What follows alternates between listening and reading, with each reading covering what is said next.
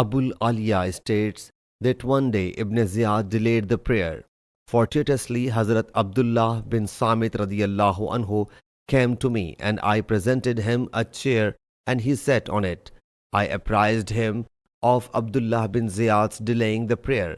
He whereupon pressed his lips together and hit my thigh with his hand and said, I asked the same question from Hazrat Abu Zar radiyallahu anhu, and he smacked his hand down on to my thigh, as I have smacked it onto your thigh, and said, I myself asked Allah's Apostle sallallahu alaihi wasallam the question in the same way as you have asked me, and he sallallahu alaihi wasallam hit my thigh with his hand in the same way as I have hit your thigh with my hand. He sallallahu alaihi wasallam then said, perform the prayer in its time.